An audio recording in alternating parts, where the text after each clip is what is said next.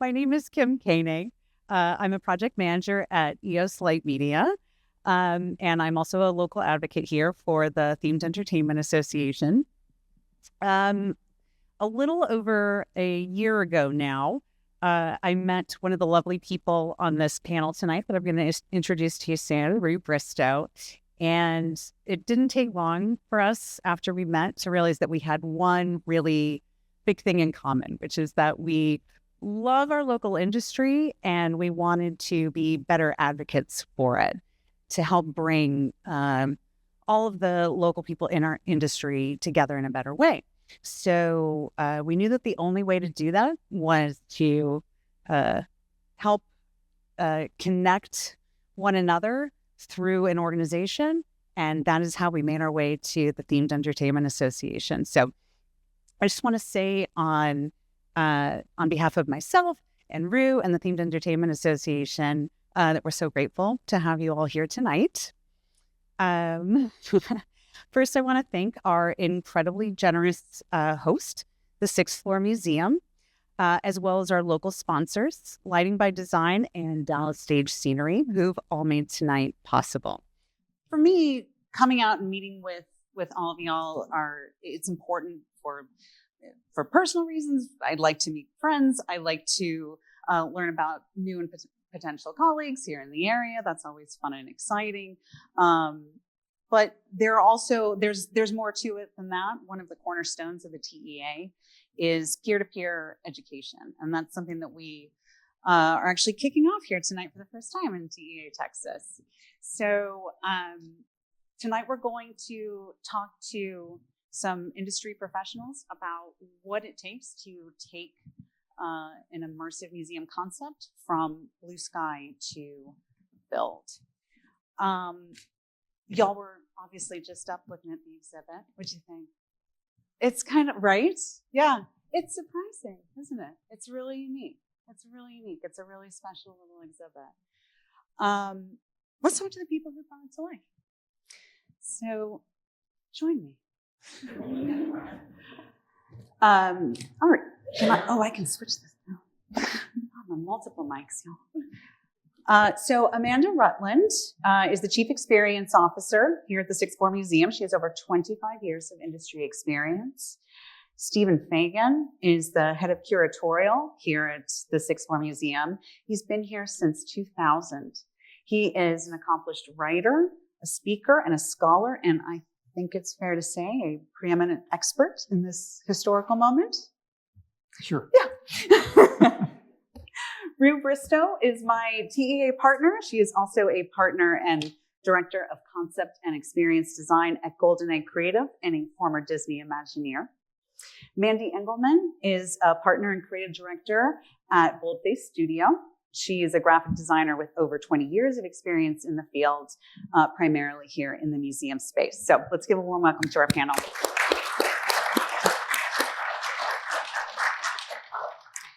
So I'd like to talk to you two first about what it takes to get a project like this off the ground.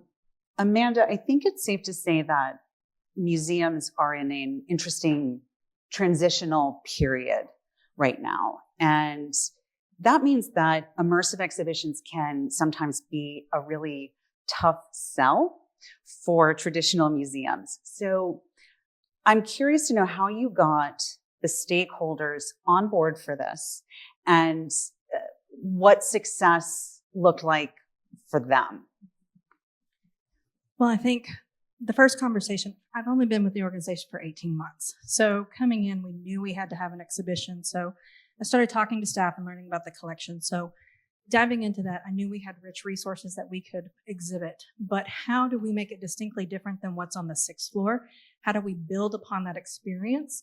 And so having long conversations with Stephen and other members of the staff, we came up with this idea to focus in and hone in on the Dallas Times Herald and the objects around that story. And then the more we dug deep, we were like, okay, now how can it be distinctly different than what they've learned kind of on an encyclopedia level on the sixth floor? And for us, it was, let's tell about the people who were there that day, ordinary people who went to work, which was supposed to be an extraordinary day, became a moment of history. So having the visitors take a step back and not just look at it and be, take it all in, but be a part of it. Feel that urgency, that chaos, that instant decision making that these individuals had to make. And when we framed it in that narrative, and we really centered it on the newsroom that you saw, and once everybody kind of understood that was where we wanted to put place setting and world building, it became really easy. And I think for us, when we look at success, it is, how many people can we get from the 6th floor to the 7th floor? Sounds easy. It's harder than you think. And then once they're up there, how long are they there? Are they passing by? Are they stopping to read the label copy? Are they stopping to touch and interact, dig deeper, think harder, ponder what these people were going through, thinking about process of newsprinting? So for us, that's the engagement level. And I think what made it even more successful is the way we were able to layer that approach and meet people where they are. So we didn't just come up with one thing that people could do. We came away with object labels. We came away with a family guide. We came away with press passes. So we can have a customized experience for each kind of audience that we are trying to serve. I love that. I love that. Meet people where they are. That's the mantra of modern museum life, isn't it? Absolutely. I love that. So Stephen, my mom was a history teacher. I grew up in that sort of reverence for history. And I feel like so much of your life and career, it seems like, are very much built around that. I'm curious to know and understand from your perspective, this is an exhibition that takes a historical moment and it turns it into a living and breathing story. So I want to know a bit about your motivations of stepping outside the boundaries of traditional museum exhibitions and really leaning into curating an immersive one. Well, growing up, the two most sacred places on earth for me were Dealey Plaza and Epcot Center. And so from a very early age, I embraced immersive world building and participatory learning. It's what enabled me as a 6th grader to go into my classroom after a summer vacation to Disney World and be so knowledgeable about Phoenician merchants and Landsat photography. It's because I was surrounded by it and immediately invested in it. And so it's really easy to take that and apply it to the passion and the knowledge that I know about this subject matter here. I've been here a long time, and for many, many years, I have wanted to explore our rich images and artifacts and firsthand recollections from the Oral History Project through that prism, through thematic environments and interactive elements. And haven't really had much of an opportunity to do that until I met somebody who in many ways shares my worldview. And we have been able to do this. And what's upstairs is really just the beginning. Going forward, particularly our next exhibit, which we're actively developing right now, I hope that we'll lean even more heavily into immersive environments, because with something like the Kennedy assassination, we are rapidly moving from memory into history. And to give an event like this an intimacy and an immediacy, we can tell stories that don't make this event a historical inevitability. It can be close and real and horrific, and you can be right in the center of that experience, and therefore you engage with it, you take away something from it, and you're really able to connect with the material. And if we can do that, we've done our jobs well. So true. I'm hoping you can talk to us a little bit about what it was like working with this creative team, and more specifically about the process for you of leaning into this immersive storytelling model without compromising the historical integrity of what it is that you're trying to show people here. Working with Golden Egg and Boldface was absolutely wonderful. I can't say enough good things about them, because really we put an RFP out and we were looking for vendors. We did a nationwide search. I was looking for someone who could walk through this collaborative process. As Stephen alluded, this was an exhibition unlike others that had been here before. So I needed someone who's going to walk through the pain with us as we asked the questions. And really the two questions that drove me through this whole process was, does it move the story forward? And how is the visitor experience impacted? And anything that we looked at, if it wasn't answering those questions, it was easy to remove it. But there were a lot of things that went towards those questions. And it was great to have somebody who was a sounding board and was like, hey, we've got this idea. And Rue would be like, well, I think I can make that happen. And I'm like, oh, can we? And then we went down the table a little bit further and a little bit further. And it's really hard to have that collaborative process with people on your first run. Sometimes you hit some hiccups. But I think right out of the gate, we did a phenomenal job with it. So you did. So speaking of our amazing designers, hello. So kind of similarly, I'm curious from your perspective of a similar ask of you, which is that, there's so much historical and educational weight behind this, but you're a former Imagineer. I think you kind of lead with that edutainment type of mentality, right? So what was your process for trying to ensure that you were balancing out the immersive storytelling component with the educational and the historical weight of it? Right. Well, first of all, it was just so great to get to work with Steven and talk about Disney and all things in that world. And so I feel like, it was great to pair up in that way. But also, Steven and Amanda and the entire Sixth Floor Museum team really set us up for success from the beginning because of all the work they've been doing with the Oral History Project and collecting all of these firsthand stories of what it was like to be there in that moment and beyond. And so we walked into this with a wealth of information and really collaborative people on all sides. And so our process really was to take Steven's well-prepared information. He had an amazing script with how he saw the run of the show happening. And so what we did in our team to get started with Boldface and Golden Egg Creative, my colleague and business partner, Emily Wascara at Golden Egg, is our interpretation specialist.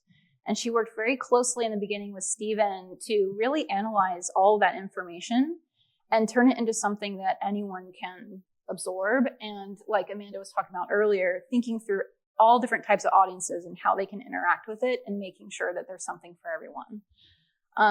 So she created this really in-depth and tight interpretive plan and big idea statement that then all of us were able to take and use as a compass throughout every stage of the process, from the beginning all the way to now. So from concept development to design to fabrication and installation, we were able to look back at that mission statement essentially and say, okay, does this serve the story that we're trying to tell here? If it doesn't work, we're taking it out or we're adjusting however needed. So that part of the process was so crucial and really is the foundation to how we work and how we think through design together. And really, it just kind of like naturally falls into place because of that clear guidance at the beginning. Yeah, so, yeah. Absolutely. I know I've been on projects where we use that sort of tableau of this is exactly what we want, and it's so much easier in those scenarios to come back to that and go, no, we agreed on this, and it helps kind of keep people focused. And when you don't have that, that's when the wheels come off, right? So that's awesome. That's awesome. All right, so Mandy, environmental graphics do a lot of heavy lifting in this exhibit, right? First of all, amazing work, by the way. So what was your process for designing the space to keep engagement without like exhausting with text? Obviously we're introduced with a big text and it makes sense, right? Newspaper. But it doesn't feel overwhelming as you keep going through it. So tell us about that. I mean, it's really, a testament to Emily and Steven of how they kind of had us prepared from the start with the text. And it's just a balancing act between, getting the type the right size, and balancing it with color and white space and all that good stuff. And I think just from the very beginning, when Stephen first told us the story of this exhibition, I had chills, because it just he's such a gifted storyteller, and Emily really helped kind of craft that into a way that worked really well with all of the didactics and all the text in the exhibition. And then we further kind of honed that with the family guide and the press passes that we did. I think something someone would use and then return, and then we quickly realized, no, they're going to want to take the and so I think it's just it's just a balancing act between just these amazing images. Like when we were at the opening, we saw Becca, my business partner and I, we saw the payphone, and we were like, "Ooh, this needs a graphic behind it." And so we were talking to Amanda and Stephen, and Stephen immediately knew exactly what image we should put behind it, and sent it over the next day, and we added it, and it just makes that space. Great collaborators are everything in these scenarios, aren't they? And it helps when they have just the perfect image for every single thing that we needed. Yeah. You're yes and people. Yes, and I have the best picture for you. Well, since you guys did work very closely with one another, I want to talk to everyone now and jump in just when you want. I want to talk about the moment when the ideals of what you put down on paper meets the reality of entering the space and actually starting the install process, which is always a little, oh my God, right? I'm curious what were compromises? What were some of the most surprising compromises that you felt like you had to make once you were in the space? A couple of things. There's never enough time or budget, right? So I think we leaned really heavily into the world building for the newsroom, and I had to let some things go there that I wish I didn't have to let things go. And there were a couple of interpretive elements that didn't pan out that I wish we could have had. But with that, everything is a test and everything is a learning experience. And so now we know, and going into the next one, we take those nuggets of wisdom with us. So, but I loved when you asked what was the moment that you were like, oh, it's coming together, because that from drawing to in the space, you have those moments. And I can think of two. I think we all nerded out a bit when we put up the White House press bus banner, the large graphic. We were not quite sure what it was going to look like. Was it going to be what our dreams were? And then just seeing it on that large graphic was beautiful. But then talk about looking at a bunch of kids in a newsroom. We all played with the phone nonstop. We called each other. It was great. And so really seeing that world come together was a really good time. I love that. That's the magic, right? It's those moments. I guess for me, the one thing that I missed that we weren't able to do, I did make a little soundscape for the newsroom. So you had the sounds of the ticker tape, and you had people typing and doors shutting and just general office buzz. This is a building that was built in 1901, and there are some major AV challenges, and we just weren't able to make that soundscape happen, but there'll be sound in the next exhibit. So we did learn through that process for that. As far as the most interesting moment, throughout this process, there were a lot of these meetings, particularly with my partner in crime, Emily, where I would say things like, wouldn't it be cool if we could have a payphone between the Trade Mart and the hospital so somebody in the field could call the newsroom and it would actually connect? Moments like that are really easy to just articulate. It's a lot of time and effort and energy and people to see those wouldn't it be cool if moments to reality. So that was an interesting learning process, and yet so rewarding and gratifying the first time we heard that phone ring. I also love when we installed the badge on the sheriff or police chief's coat. That was really cool. Seeing all of the like real objects go on top of the graphics were cool. That was probably one of my favorite parts of this exhibition. I feel like, you don't see it too often in historical exhibits where like you have these life-size graphics that you got to do together, and having the actual object contextualized within that really reinforces that placemaking and putting you back in that moment. So even like standing in front of that large picture of the hospital door, it's like very impactful, and that's the actual number from that door. And like you mentioned with the bus banner, you can see it in action. It's like, oh yeah, this isn't just history, this is real life. And so getting to work together to create those moments was very rewarding. I'm obsessed with artifacts that you can see in photographs. It's interesting to be presented an artifact and be told this is historic, because it's an entirely different experience when you can look at an artifact and see it on the wall. And so for each of those sets, and we moved geographically through the exhibit from Love Field, the motorcade, Dealey Plaza, the Trade Mart, the hospital, police headquarters, every one of those spaces, for the most part, has kind of one anchor artifact that you can see in an image, and it's presented in that way to really put you in the shoes of the journalists. And it was interesting because as we're working within the framework of these 4 Dallas Times-Herald reporters to find artifacts that still connected with their story. So finding that little toddler in the Dallas Times-Herald photograph interacting with President and Mrs. Kennedy and having that sailor suit on display. The reason we put that trauma room number 1 door with the little door marker on there is because in the context of the exhibit, you are the reporter, and that's a space where reporters were not allowed. You could not go in the trauma room. You were able to tour this building as an active crime scene with Dallas police as a reporter, but you weren't able to go in that trauma room. So having that closed door puts you on the outside of that experience, just like the men and women of the Dallas Times-Herald and the other journalists who covered the breaking news that weekend. Makes you feel like you're really there.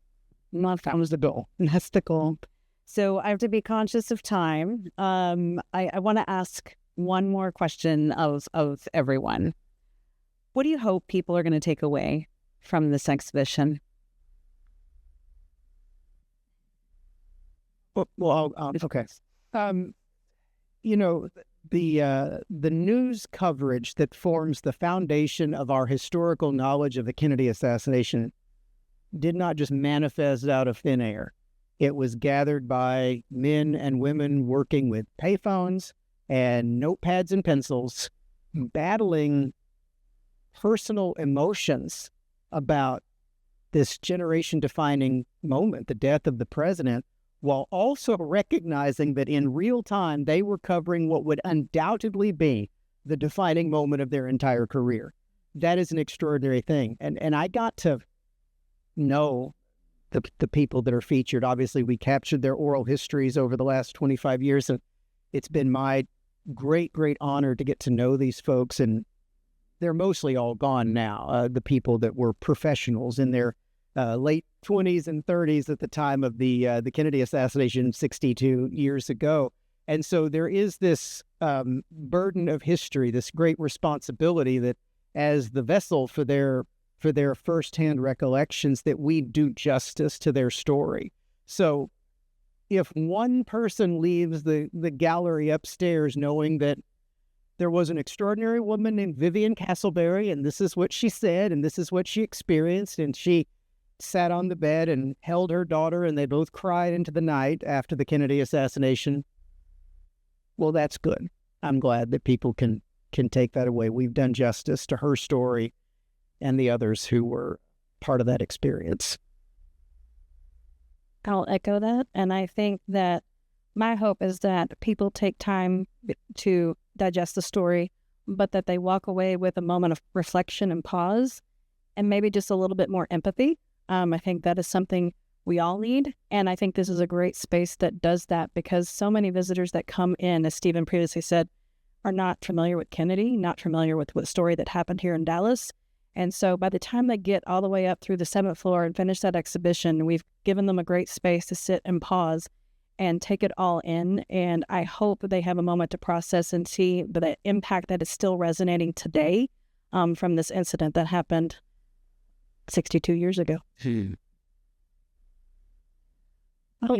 I'll echo that real quickly too. Just the word empathy really sticks to mind of what was driving us throughout our process. And I think the newsroom is like just the beginning of being able to create experiences like this and us in this type of space where you can really step into that time and mindset of what it was like to be in that moment. And I think it's so relatable now as we're being like onslaught with information every day, information and misinformation, and like what it means to actually have to process that kind of thing and decipher fact from questionable or whatever it is. So I hope that those types of moments for all ages, kids and adults, can like sit at those desks and feel that and walk away with empathy for not only for journalists but each other, you know. Yeah, I totally echo all of that. And just, I hope that I really feel like any type of learner can get something from this exhibition, whether you're a person that likes to read all the labels or you're a person that likes to experience and play with things and touch things, or if you want to just walk around and look at cool pictures. I think you can take in the story any of those ways and get just as good of an experience out of it. So, Well, I'm going to thank y'all. Let's give our incredible panel, then I appreciate your time, and I'm again so grateful to have all of you here and joining us tonight.